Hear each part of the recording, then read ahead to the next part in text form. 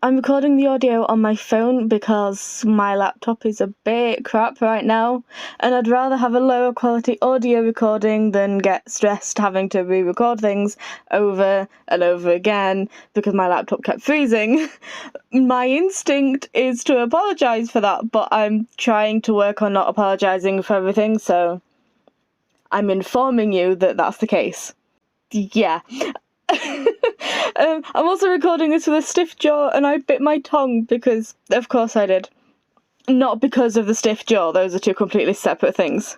I once did an entire video about how Sting Scorpion makes me feel so bloody emotional. And Arc Scorpion is such a huge reason why. There's just something about Sting Scorpion, the key, leaping into the henshin, and the way it kind of just encompasses Horobi with its giant claws sometimes. It's like Sting Scorpion is the only real protective force Horobi has, and the only constant in his life. He's lost his son, he's lost Metsubo Jinnai, I mean, let's be honest. He loses his original clothes, he's, I have to assume, forced into having new earpieces, because Horobi accepting Zaya earpieces is just... I don't buy it. Kazuchi and Naki pretty much abandon him, and Jin keeps trying to kill him. He's lost his memories, he's lost his whole identity as a person, pretty much. He's even lost Daybreak because Guy just cleared out their home and put his bloody office in it, the bastard. And he's not having a good time. He really doesn't have that much of a constant, you know, but Sting Scorpion is always there throughout, from beginning to end. Sting Scorpion's there, and even when he has another key, Sting Scorpion leaps into it. I know a key should not make me as emotional as it does, but it does, and I've accepted it. So I tried to draw Arc Scorpion, not properly, I mean, I'm not an artist, I'm very new to this, but I also just made the executive decision to ignore some things. I mean, this is really me just trying to figure out how to draw it first and foremost, so maybe then I can draw it in better poses. I don't know. I just wasn't really thinking, because a friend taught me how shoulders and hips and the... Because a friend taught me about shoulders and hips and the angles they should be in to make a dynamic pose, and I keep forgetting to do that, admittedly, but I just want to say that I'm choosing not to do it because that's not what I'm trying to do today. I also think I just gave up on shading at the end, but, you know, I experimented with it. I wanted to try and learn how to draw Arc Scorpion and Sting Scorpion, you know, regular Kamen Rider Horobi, and Kamen Rider Metsubo Jinnai, and have just one big piece of the three of them, but I don't know if I want to do that anymore. I don't think Kamen Rider Metsubo Jinnai gets to be a part of this anymore. I mean, this was back when I was stupid and naive and thought the film about my favourite characters was for fans of said characters, but now I know I was stupid to think that, and I can't just anything anymore, and now I am cynical. I love that suit so much, but I just don't know. Too many uncomfortable feelings. I'm trying to do out my old room in a sort of space, like a living room, kitchen, relaxation space, which is exciting because I love small, compact things. Like when I used to play The Sims, I used to love trying to make tiny houses, not tiny houses because that came in after my laptop stopped being able to run it, but smaller houses with just tiny little corners, and now I get to do it in real life. So I'm going to have a kitchen space in one corner, study recording space next to that. And then just a space behind me is the living room, and I wanted a nice Arc Scorpion, Sting Scorpion art canvas thing on the wall.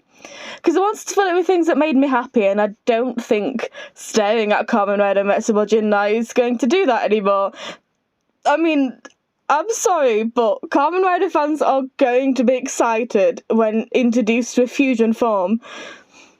Only for the fusion form to be that. I mean, that is just so unbelievably mean. I feel so stupid. I feel so misled and lied to, and I'm not going to keep talking about it because it's not relevant. Arc Scorpion. So I can't see the video while I'm recording, so I can't comment on things as it goes. So just really quickly, I like to colour in the sketch slightly so I can see it better and make sense of it better. Like, sure, it takes me longer, but it helps visually, so I'd rather do things more comfortably for longer.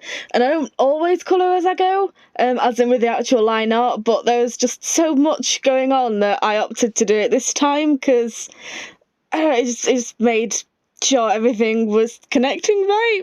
It definitely wound up being a bit asymmetrical. The chest plate is off centre and it really bothers me.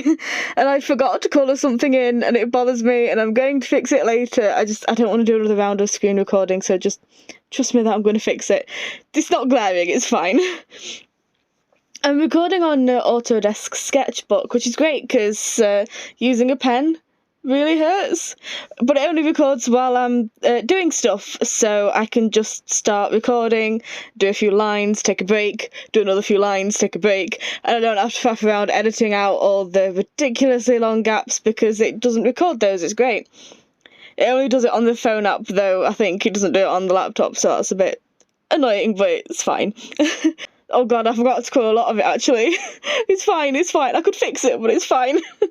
I want to say, I grew up on horror films. There isn't a lot that legitimately scares me. But that red eye, just stares right into my soul. And maybe this should have been a Halloween video. The Ark is genuinely terrifying to me. And I really don't say that lightly. Like, a sort of game from my childhood used to be wetting my hair. I used to have long black hair at the time, and just walking across the landing slowly like the girl from The Ring. And that was a childhood game. I'm very desensitized to scary things, but the Ark just unsettles me so much.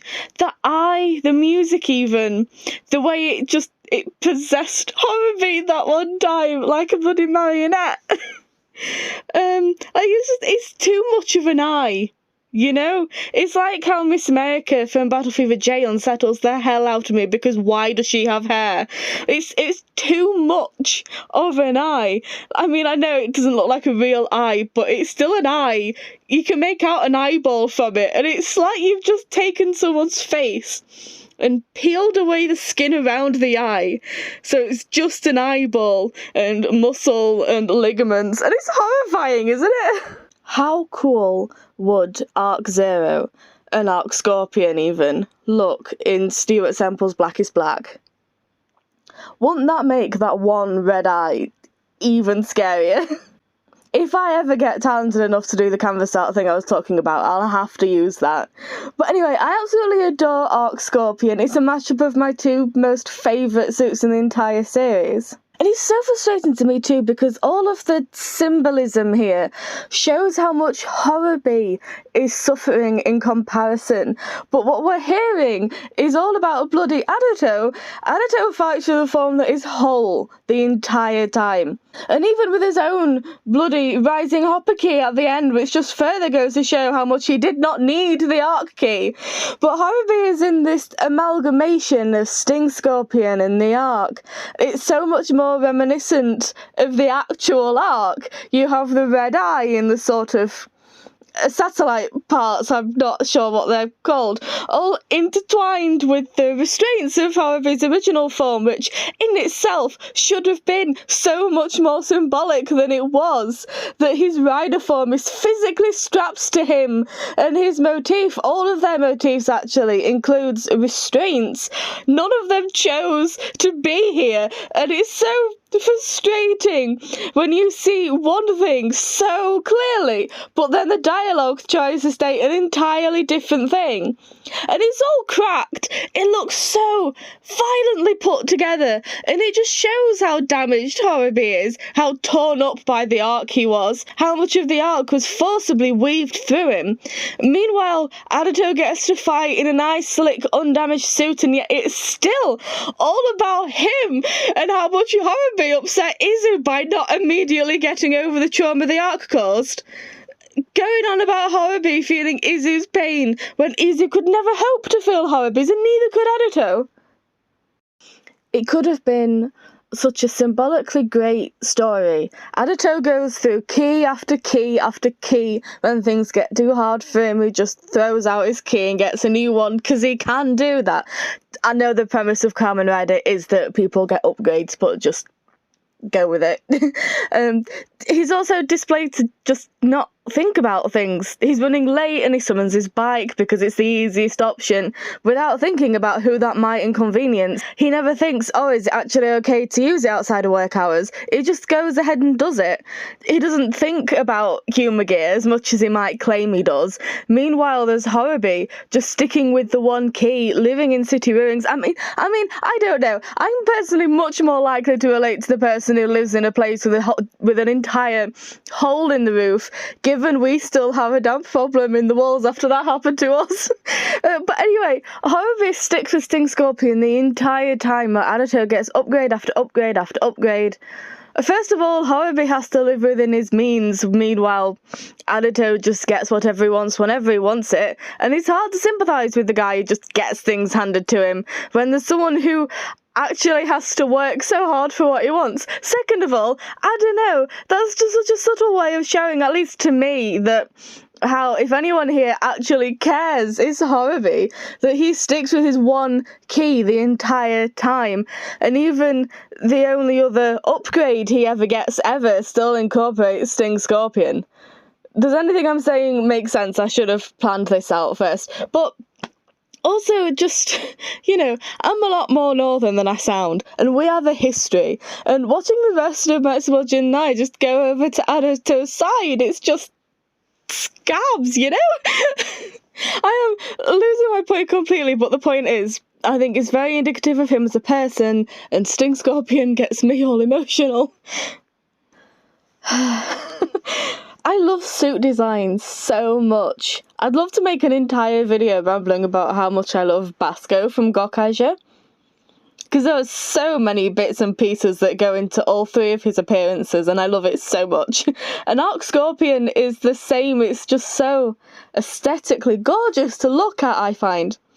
It's like Sting Scorpion or Kamen Rider Horobi shattered, and the arc is forcibly holding it together again and filling in the gaps, and that's so symbolic of what's happened to Horobi.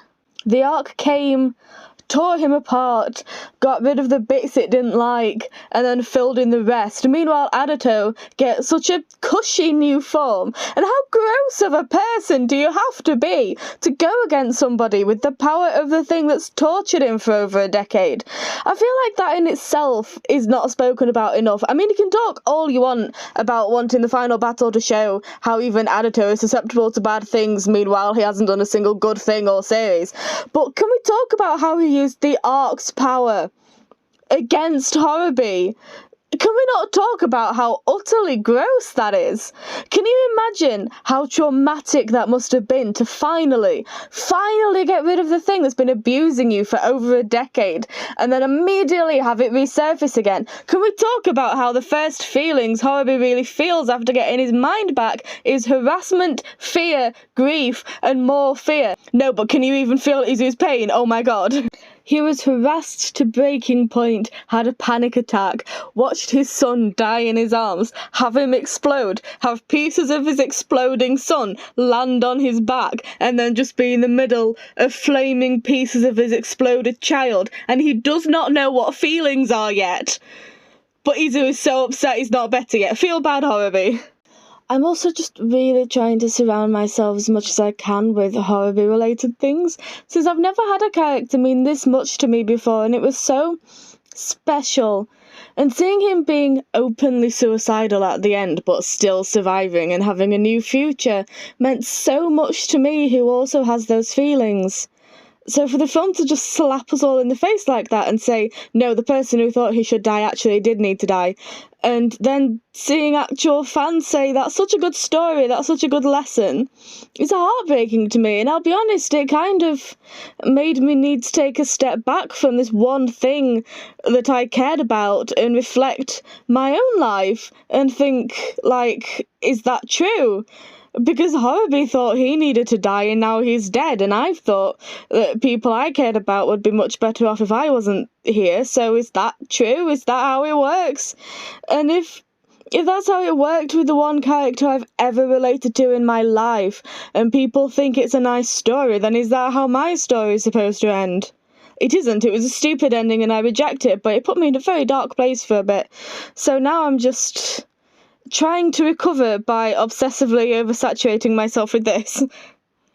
I haven't been able to do any retrospective since then, because it just hurts too much. You know, because it's not just a TV show, it's not just a film. Horribee represented something very important to me, very real to me. This was the first time I've ever seen myself in a character, and, you know, if he'd have died at the end of the series, I was prepared for that. I'd have gotten over it, but to give him a decent ending, he's standing on a roof talking about how Metsubo Jinrai will watch over people, and he smiles. He smiles! And then he gets to be such a hero in real time. The Metsubo Jinrai theme gets reconstructed to sound more heroic, and then the V-cinemas happen. That's just mean. Like, actually, to pretend he's going to be fine, to give hope, and then just slap us all in the face, when you have a person who represents abuse, who is an abuse victim, who is portrayed as having so many mental health issues, who outright stated humanity isn't the one. Why can't I say that? I'm so distressed I can't even say words. Who outright stated that humans aren't the ones who should die, and then actively tried to get himself killed. And then you show that actually, you know what, he might be okay. Psych, he was right all along. He does need to die. That's so mean. And I'm still having to do so much work to make myself feel as happy as I did. I'm having to really hold on to keep caring. Oh, I didn't mean for this video to get so dark. I'm recording this in October, late October, and I have plans to try and do a sort of plan with me video at some point too, where I try to plan out a 01 Zenkaiju crossover. I also have plans to watch the last few episodes with my mum and describe them to her and talk about that. I hope I do get to do those things. I don't know if I have the mental stamina, but I want to try. And there we go. Yes, I did Iwu the Arc. Look, I'm having a time, okay? You know what? Considering I did a bunch of things for the first time with this drawing, I'm really quite proud of that. Proud. Oh, you can tell I'm being sincere because I sound all northern. I wish I could do a seamless transition up, but my very primitive video editor won't let me.